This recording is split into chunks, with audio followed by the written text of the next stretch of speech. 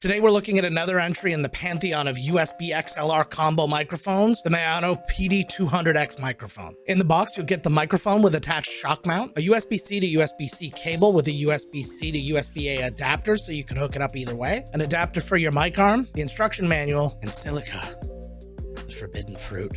All right, so we're looking at both of them right now, but you're still hearing me from this one. We'll get to this one shortly. But on the microphone, you have the built-in foam windsock, a nice RGB ring, which we'll talk about controls for that in a little bit. Two buttons on the top. First, you have your little mute button, and you can see the LED indicator there. And if I press the mute button, you see it goes red, goes back to green. And then you have the knob here, which is your microphone gain. But also when you press it in, when it's blue like this, that is your headphone volume. So then you control both things at the same time. The knob, a little loose. Like if I move it back and forth, it's got a little bit of a jiggle to it. I'm not a huge fan of that. Overall, the build of the mic with the built-in shock mount and everything is a lot lighter than I was expecting, especially because something similar sized like the Shure MV7, quite a bit heavier. And then all sorts of things going on at the back of this microphone. So you have your USB-C port because we're currently hooked up via USB. We're going to test the XLR in a little bit. You got a headphone jack for zero latency monitoring. And then you have a little button kind of pressed in the middle of all that where you can control this RGB just by clicking through.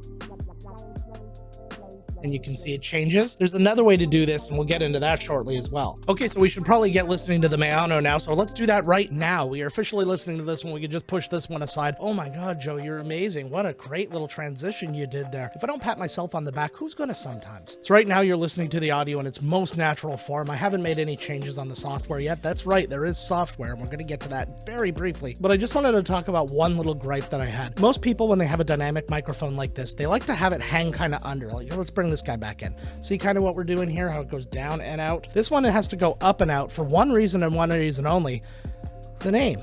You don't have to have the name right side up, but I mean, if you're gonna buy it, you know, throw some respect on it, you know what I mean? Or paint over it. I'm not your mom. And this here right next to me is Maono Link. This is the actual software that can control all of the aspects of the microphone. Now, the good news is all of the standard options that are on this software are actually controllable via the microphone itself. So if that's all you're gonna be really doing, you don't actually need to have this software at all. But it's nice to have so you don't have to mess about with the actual microphone itself. There is one specific difference here that's not available on the microphone, at least as far as I can tell. I didn't see anything. This is a set of vocal presets, so you can change the tone in your voice without having to do any physical changes to EQ or anything like that. So we're on the original right now, and we hear what that sounds like. So now we're going to go to deep, and now we're going to hear what that sounds like. I'm going to guess that it's a nice bass boost of some kind. You get it. Now, I tested this earlier with my headphones, and I was hearing little changes, but I want to hear it when it's actually recorded. So I'm doing kind of a blind test right now, and then when I actually go back and listen, I'll get a really good sense of what it's like. Now let's go to the natural. So here's the natural, and it's going to be probably more of a presence boost, if anything else. And then they've got something called Legacy, and I'm terrified because it's off to the side and it's separate. It's a different color. I don't know what it's going to do to my voice, but let's go and find out.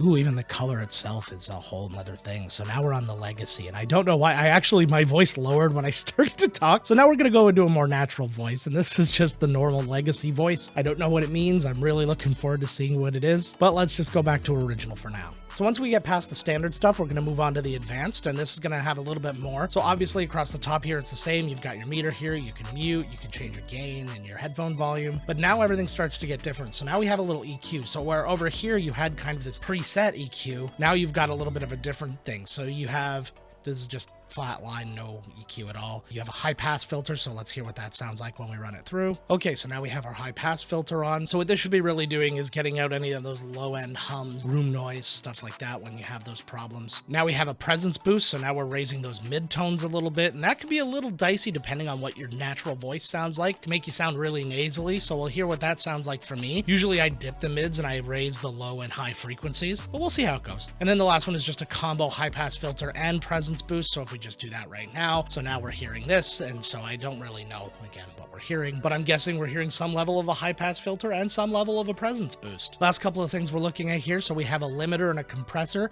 Usually when you have compression options, you actually have a ratio and things like that, so you kind of got to mess around with this a little bit if you're going to do it. And same with your limiter, you're going to have to really listen and kind of monkey around with it if you're going to use them. I'm just trying to go au naturel here, but if you're going to do it, you're going to click to turn it on, and then you would just adjust the gain accordingly, and same with your compression. Up here, you just got the little settings tab, and all that's going to be is to check for firmware updates and a factory reset if you desire to do so. All right, so what I'm going to do next, I'm going to switch it up, and I'm going to go from the USB to the XLR, so I got to go get an interface to plug it into. Be right back.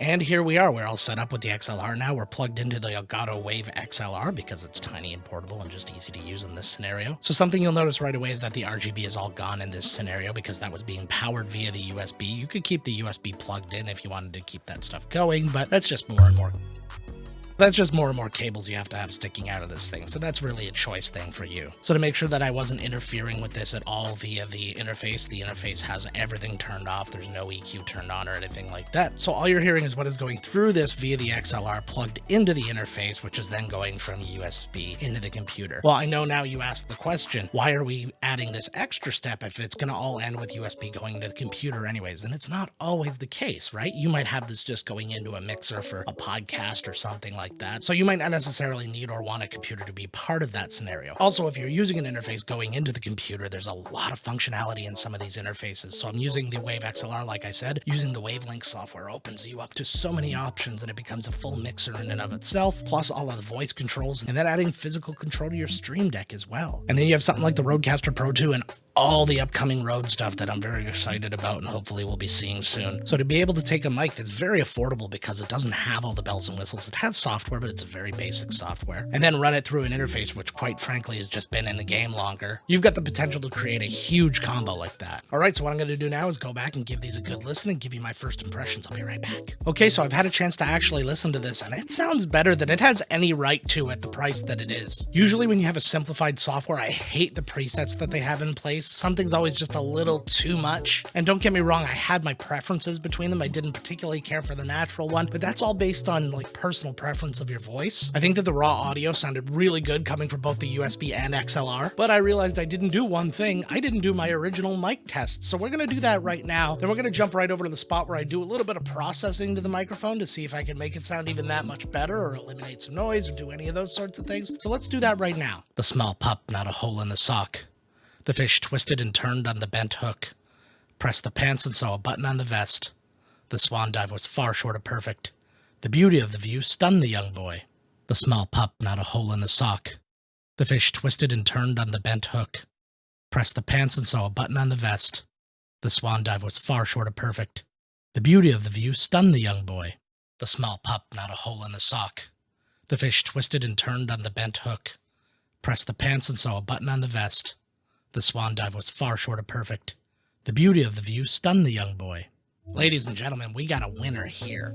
Good God, that was nice. So the only knock I had on the original sound was just a little bit of room noise that comes with being in this specific room. And both OBS and DaVinci handled it beautifully in two completely separate ways. Now, I will say my OBS EQ was a little bit off. I think I made it a little bit too bassy for my liking. I probably should have brought that down to even, but I've been so used to having to boost that for so many microphones that I'm not used to not having to do it. So kudos, Maono, in making probably my favorite microphone under $100. Now, I say the microphone's under $100, but how much under $100? Is it $99.99? No, it's $79.99. That's the original MSRP. If you go to Maono.com right now, you'll actually see that there's a $10 off coupon for the microphone that's going to last a couple more days. And if you go on Amazon right now, you'll see it's actually $67.99 at the moment, on sale from $79.99 US. And if you look into it, you'll see that the microphone goes on sale quite often. So to get this microphone potentially at under $70 is bananas. And if you combine this microphone with some other kind of interface, so if you use an XLR interface, something like the Wave XLR, or if you're hooked up via USB, you can be using something like the Beacon Mix Create, you're going to open so many doors in terms of functionality and what you can do with this microphone. Let me know what you think about the microphone down in the comments. Make sure to hit the like and subscribe. And while I've got you here, why don't you check out a couple other videos about XLR USB combo microphones, and you can just see how they're taking over right now. Until next time, gang, let's get to work.